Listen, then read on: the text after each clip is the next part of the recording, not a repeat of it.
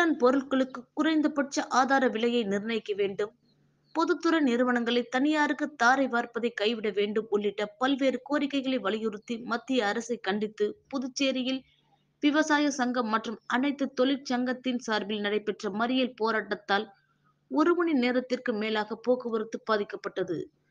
பொதுப்பணித்துறை நிறுவனங்களை தனியாருக்கு தாரை வார்ப்பது, வேளாண் விளைபொருட்களுக்கு குறைந்தபட்ச ஆதார விலை நிர்ணயிக்க வேண்டும், தொழிலாளர் விரோத 4 சட்ட தொகுப்புகளை திரும்பப் பெற வேண்டும் உள்ளிட்ட பல்வேறு கோரிக்கைகளை வலியுறுத்தி விவசாய சங்கம் மற்றும் அனைத்து தொழிற்சங்கத்தின் சார்பில் மறியல் போராட்டமானது நடைபெற்றது.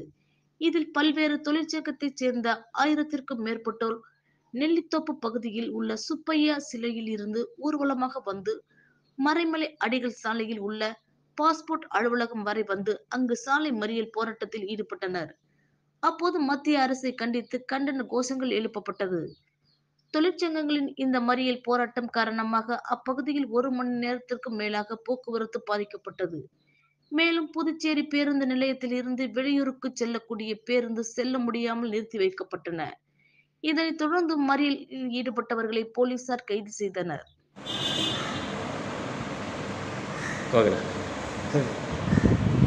10 ஆண்டுகால பிஜேபி மோடி ஆட்சியில் அனைத்து தரப்பு மக்களும் பாதிக்கப்பட்டிருக்கிறார்கள்.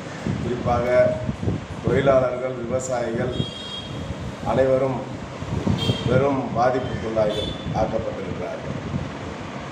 மத்தியில் இருக்கக்கூடிய மத்திய தொழிற்சங்கங்கள், எஸ்கேஎம் என்று சொல்லக்கூடிய ஐக்கிய முன்னணி விவசாய அமைப்புகள் இணைந்து நாடு தழுவிய அளவில் இன்றைய தினம் பல்வேறு விதமான போராட்டத்திற்கு அறைகள் விடுத்திருக்கிறார்கள்.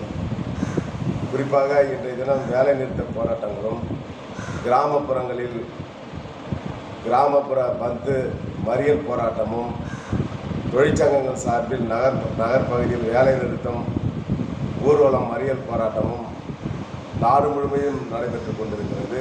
புதுச்சேரியில் இன்றைய தினம் வாவு, மதகடிப்பட்டு போன்ற பகுதிகளில் மறியல் போராட்டம், கிராமப்புறங்களில் பந்து போராட்டங்கள் நடைபெற்று கொண்டிருக்கிறது.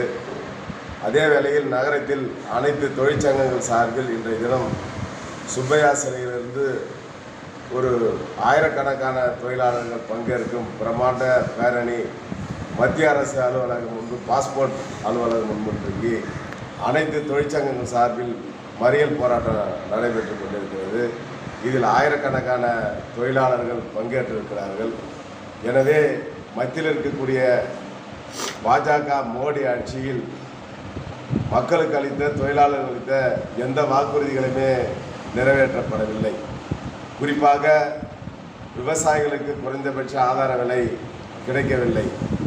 விவசாயிகள் தொடர்ந்து போராடினார்கள் டெல்லி தலைநகரிலே.